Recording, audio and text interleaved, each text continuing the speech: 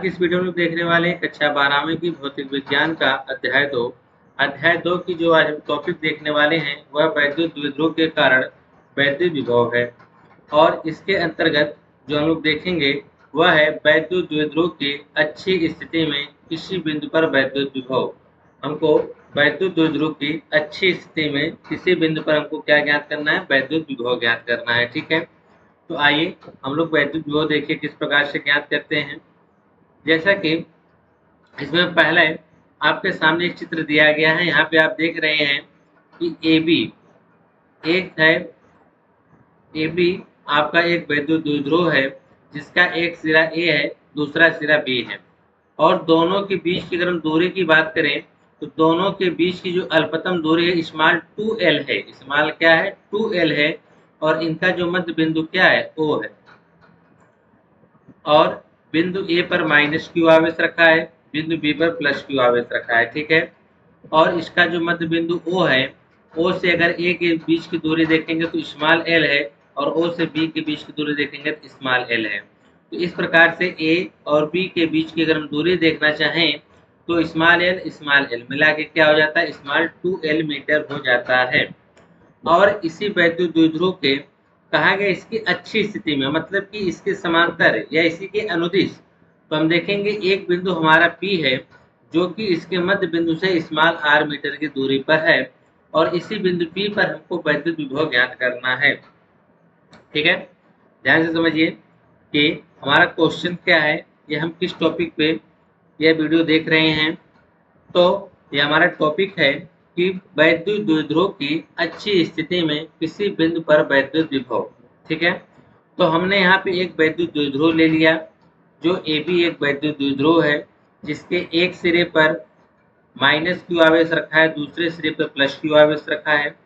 दोनों द्विध्रुव के बीच की जो दूरी है स्मॉल 2l मीटर है। और इसका जो मध्य बिंदु O है, मध्य बिंदु O से P के बीच की अगर हम बात करें, इसके बीच की दूरी है स्मॉल r मीटर, यानी इसके द्विध्रुव के मध्य बिंदु से स्मॉल r मीटर की दूरी पर एक बिंदु P है।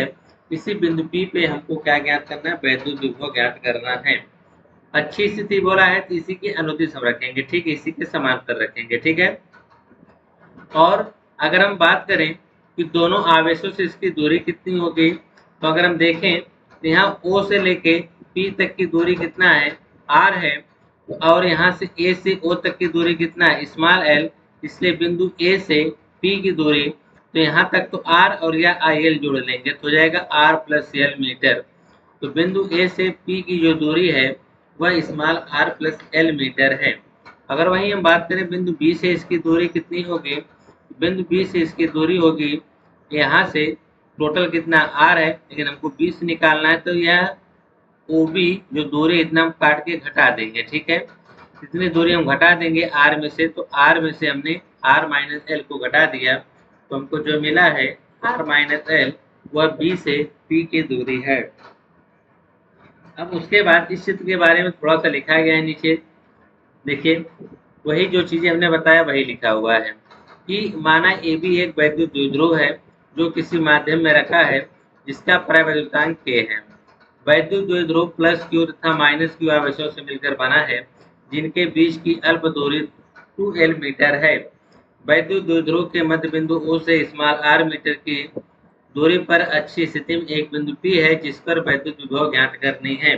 जो चीजें हमने बताया वही चीजें लिखा गया है कि एक वैद्युत द्विध्रुव AB है जो किसी माध्यम में रखा गया जिसका परावैद्युतांक क्या है, K है। वैद्युत द्विध्रुव जो दो आवेशों से मिलकर बना है, -q और +q आवेशों से मिलकर बना है, और इन दोनों आवेशों के बीच की दूरी क्या है, स्मॉल 2l मीटर है।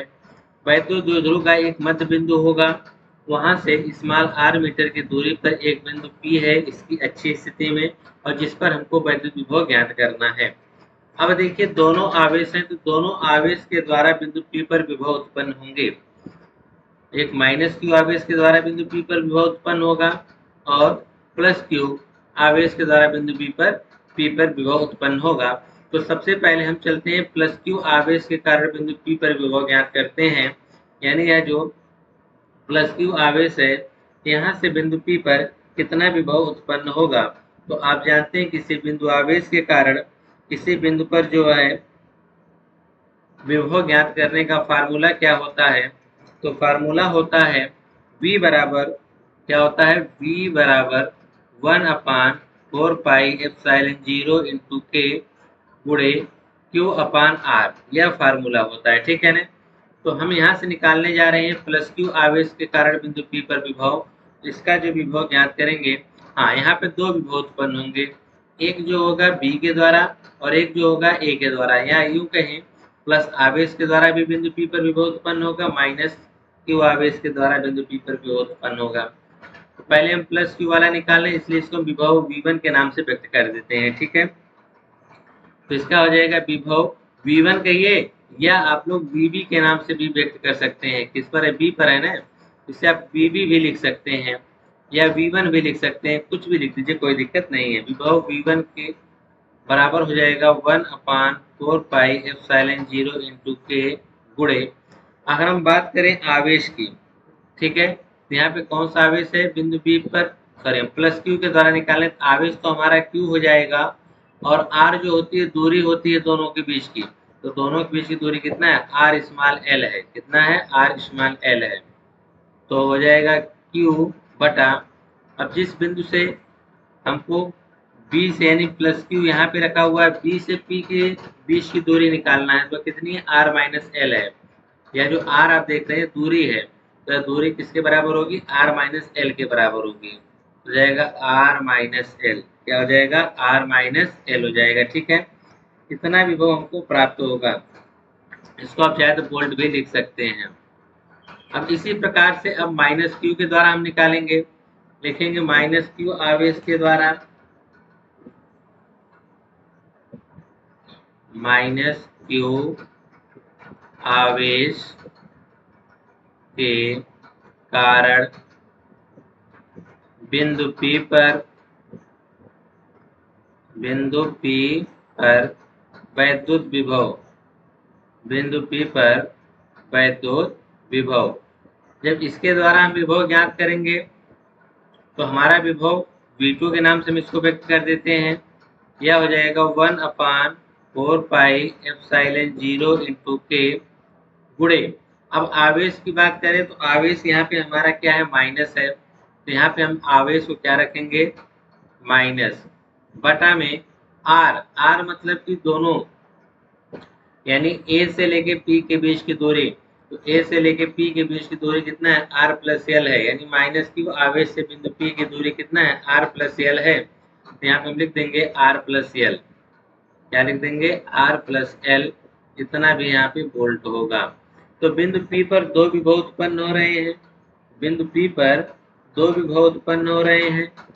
एक चीज और हम कर सकते हैं, चलिए इसको V2 बराबर, इसको माइनस को सामने ले लीजिए, तो जाएगा -1/4πε0 गुणे Q अपान, सॉरी यहाँ पे K छूट गया, R प्लस एल, इतना हो जाएगा वोल्ट। अब हम जानते हैं कि बिंदु P पर दो विभव उत्पन्न हो रहा है, एक माइनस क्यू के द्वारा और एक प्लस क्यू के द्वारा, ठीक है। इसलिए बिंदु P पर हम परिणामी विभव ज्ञात करेंगे, लिखेंगे बिंदु P पर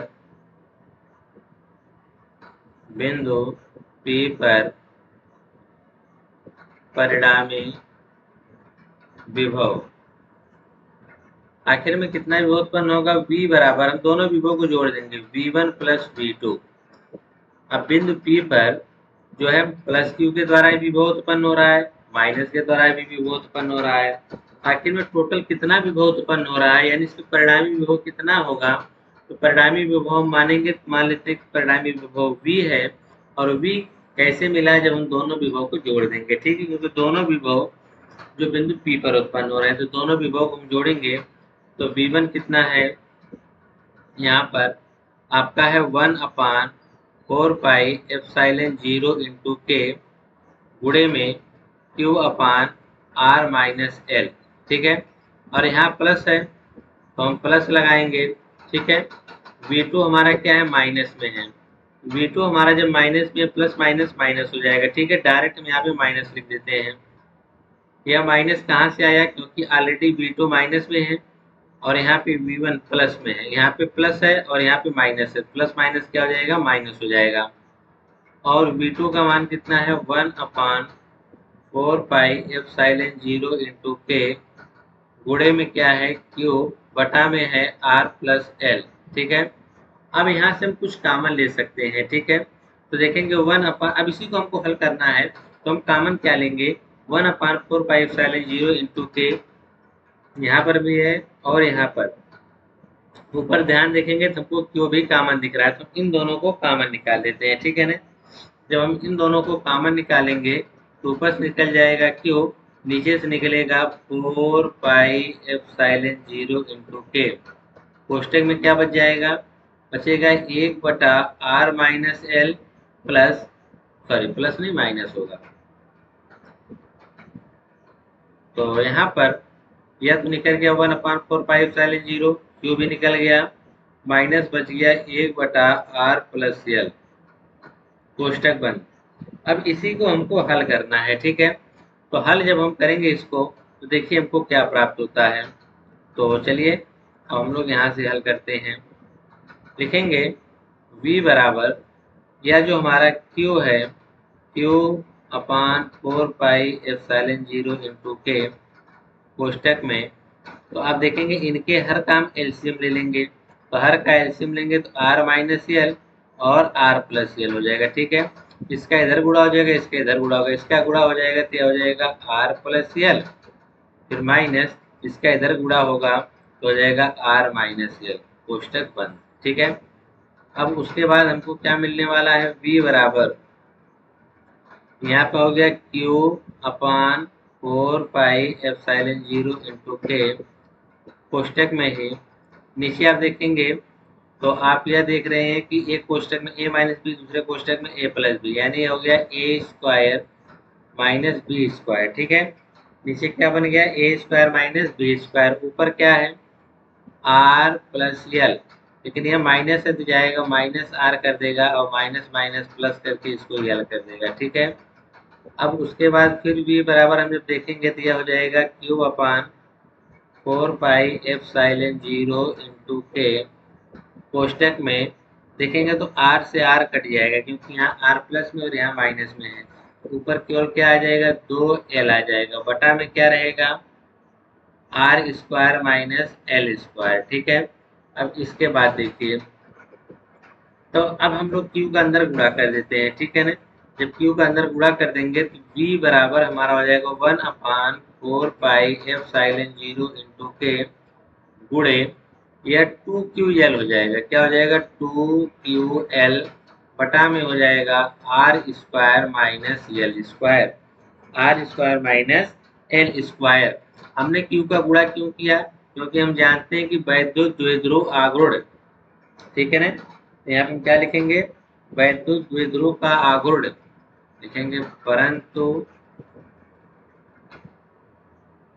परंतु यह जो हमारा 2ql है, परंतु P बराबर होता है 2ql, क्या होता है P बराबर जो होता है 2ql होता है, और यह है क्या, यह है आपका वैद्युत द्विध्रुव का आघूर्ण, वैद्युत द्विध्रुव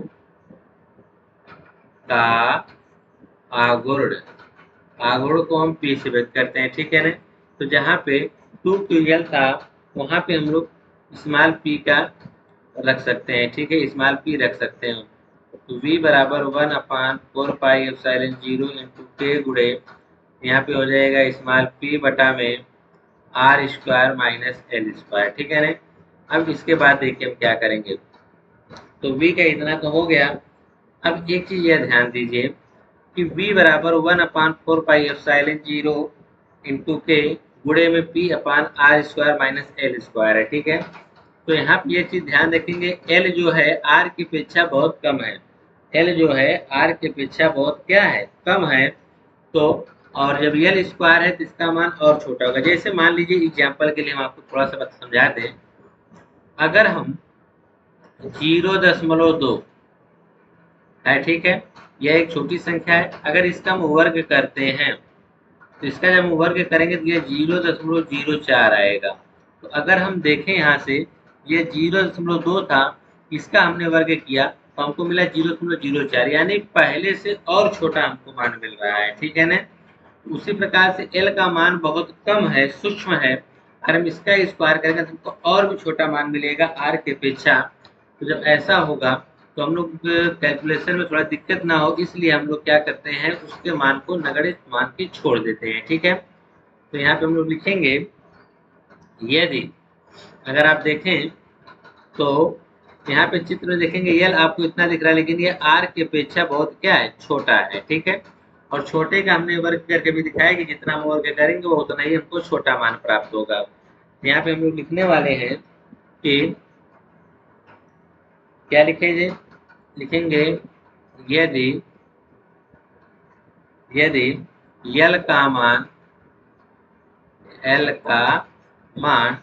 स्मॉल r की अपेक्षा बहुत कम है, बहुत कम है, बहुत कम है, बहुत कम है, तो L स्क्वायर का मान R स्क्वायर की तुलना में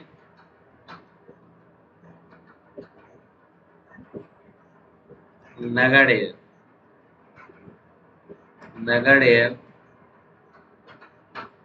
माना जाएगा या माना जा सकता है, नगण्य माना जा सकता है,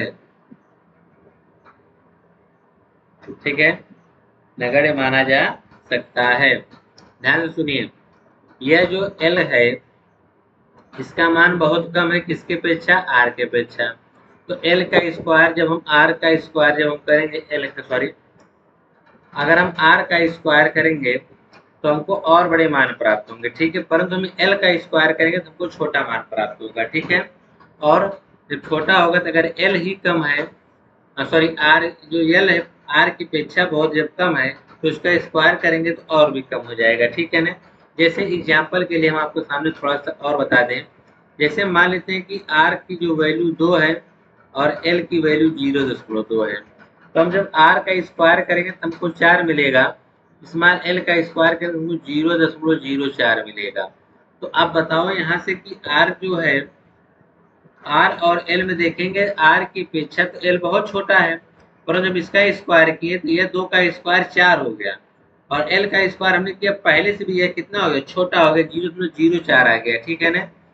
तो अगर हम यह देखें तो R स्क्वायर की अपेक्षा L स्क्वायर का जो मान है वह नगण्य है, कोई मायने नहीं रखता है, ठीक है ना।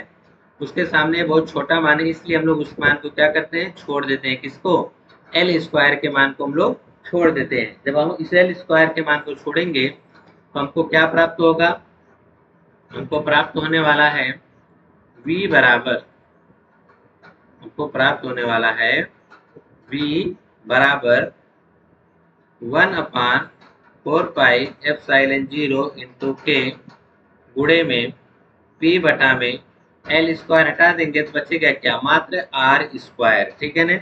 और यहाँ पे हम लोग निर्वात या वायु के लिए K बराबर 1 रख लेते हैं, इतना आप वोल्ट लिखेंगे, ठीक है, लिखेंगे निर्वात या वायु के लिए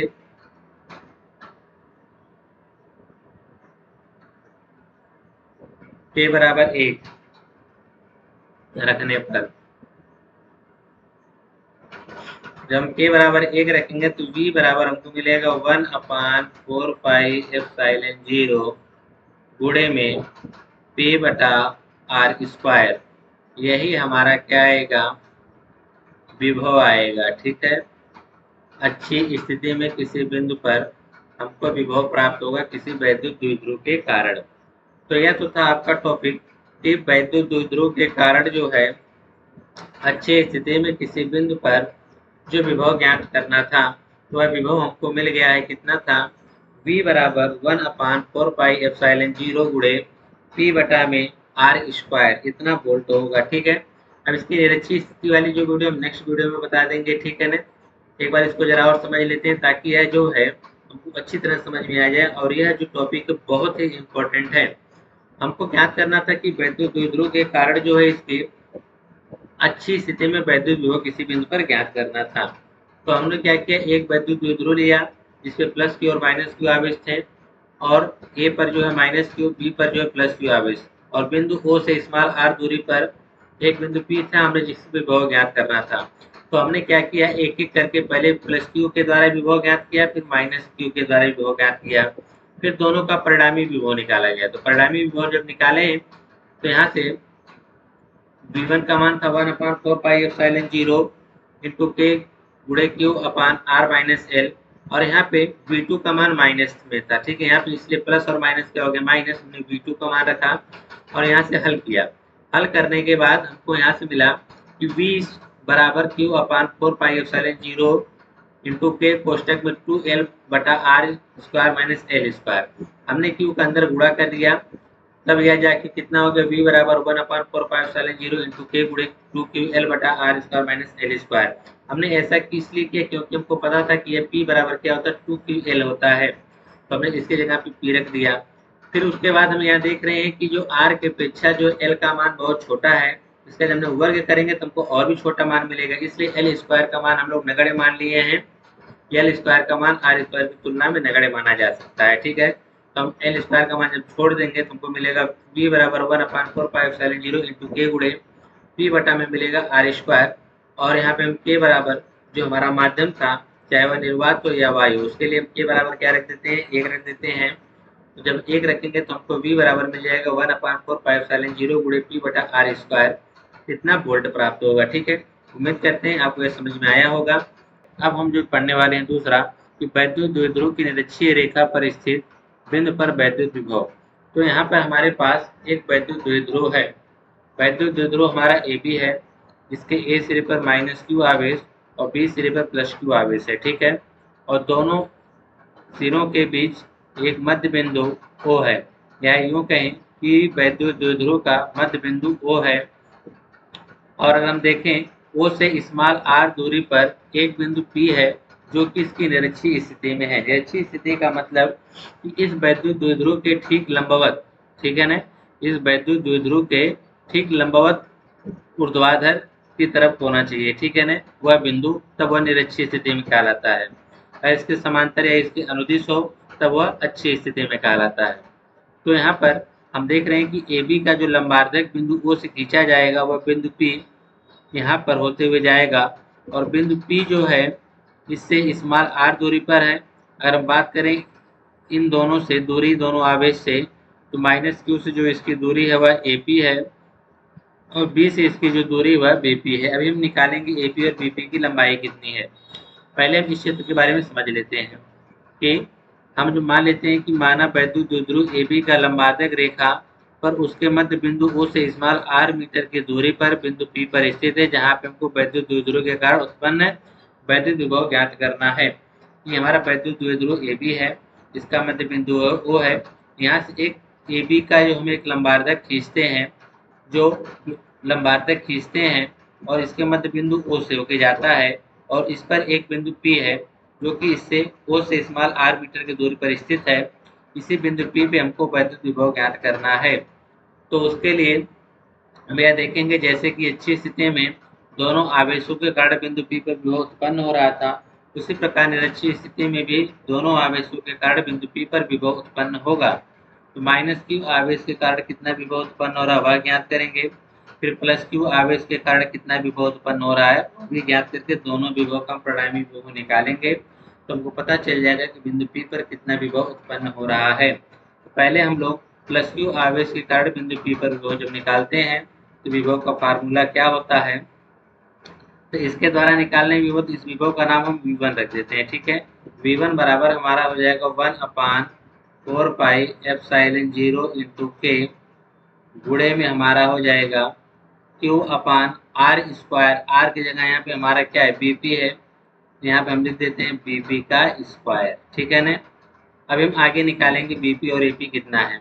अब उसी के बाद हम माइनस Q के द्वारा निकालेंगे, प्लस Q आवेश के द्वारा बिंदु P पर विभव हमने निकाल लिया, उसी प्रकार हम माइनस Q के द्वारा निकालेंगे। तो लिखेंगे यहाँ पर माइनस Q आवेश के कारण माइनस क्यू आवेश के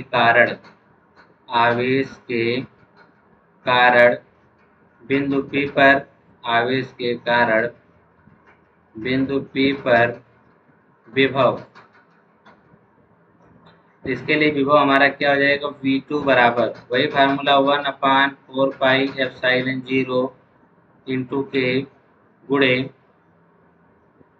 हो जाएगा Q। यहाँ पे कौन सा है, माइनस Q है, तो हो जाएगा माइनस Q बटा दूरी कितनी है AP, तो हो जाएगा AP का स्क्वायर। क्या हो जाएगा, AP का स्क्वायर हो जाएगा। ठीक है, तो अब एक चीज हम यह ध्यान से देखिए, अगर यह रेखा इसकी लंबार्धक है, इसका यहाँ पे 90 अंश का कोण बना रही है, कितने अंश का कोण, 90, इधर भी 90 अंश का कोण बनाएगी। तो हम यह देखेंगे कि दोनों त्रिभुज जो हैं सर्वांगसम त्रिभुज होंगे। ठीक है, तो यहाँ से देखेंगे, यहाँ से जो O से लेके A की दूरी स्मॉल l है, वही O से लेके B की भी दूरी क्या है, स्मॉल l है। दोनों का एक कॉमन भुजा है जो कि यह लंब का कार्य कर रही है, स्मॉल r है। मतलब दोनों का हमको कर्ण ज्ञात करना है, मतलब कि दोनों भुजाएं यह सेम है, यह भी सेम है। अगर हम AP देखें तो वह किसके बराबर होगा, BP के बराबर होगा। ठीक है ना, तो हम लिख सकते हैं कि भुजा AP बराबर क्या होगा, BP, और यह होगा क्या, यह होगा अंडर रूट, जो कर्ण निकालते हैं, कर्ण का फार्मूला क्या होता है, अंडर रूट लंब का स्क्वायर प्लस आधार का स्क्वायर। यह जो हमारा कर्ण है 90 अंश के सामने वाली भुजा क्या होती है, कर्ण। दोनों की भुजाएं देखिए दोनों सेम है, एल है और यह आर है, तो बस यही दोनों, ये भी दोनों सेम ही होंगे। ठीक है, कितना होंगी तो निकाल दिया जाता है। तो डायरेक्ट कर्ण का निकालने का फार्मूला क्या है कि कर्ण जो होता है अंडर रूट लंब का स्क्वायर प्लस आधार का स्क्वायर। लंब यहाँ पे कितना है, आर है, तो आर का स्क्वायर प्लस आधार, क्या कहते हैं, लंब है आर, आधार है एल, तो हो जाएगा R square plus L square. ठीक है, तो यही भुजा का मान हम यहाँ पे रख सकते हैं। तो अगर हम मान रख देंगे, चलिए अच्छा रहने दीजिए, अभी आगे हम लोग रख लेंगे। ठीक है ना, तो अब लिखेंगे बिंदु P पर बिंदु P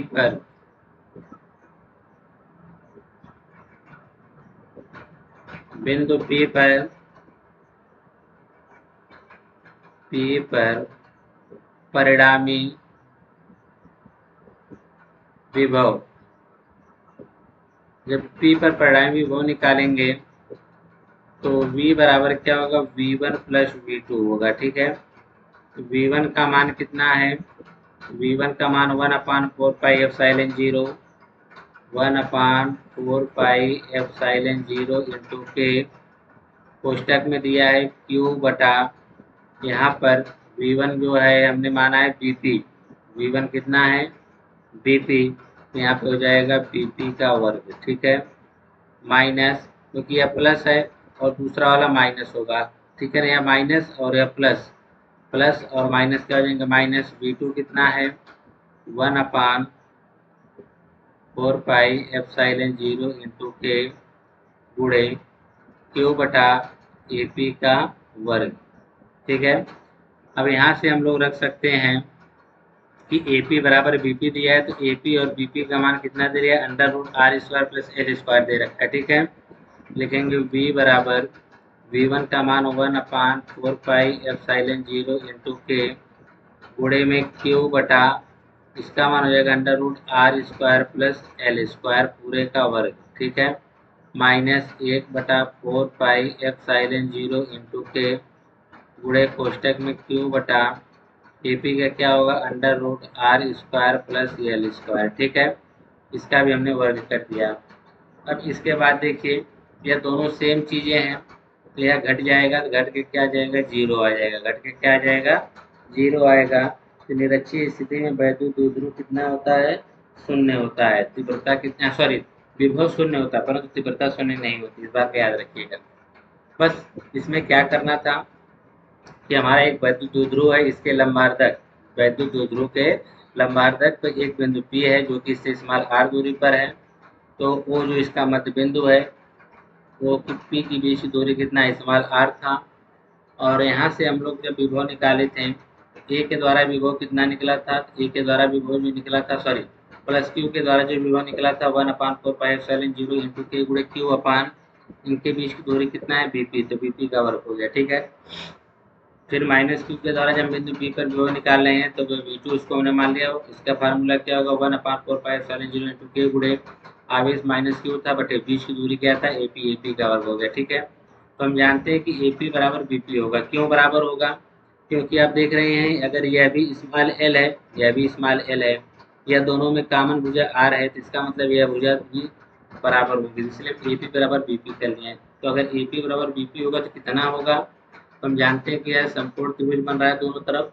तो अगर यह कर्ण है तो कर्ण बराबर क्या होता है लंब का वर्ग प्लस आधार का वर्ग। तो हमने कर्ण बराबर निकाले लंब का वर्ग प्लस आधार का वर्ग। ठीक है, तो हमने बिंदु पी पे परिणामी विभव जब निकाले दोनों विभव में जोड़ा, तो यहाँ पे बीपी और एपी था, तो बीपी का मान हमने यहाँ पे रखा √r² प्लस l², एपी का भी मान में रखा r² प्लस l², दोनों सेम था, घट जाएगा तो बी बराबर क्या आ जाएगा 0।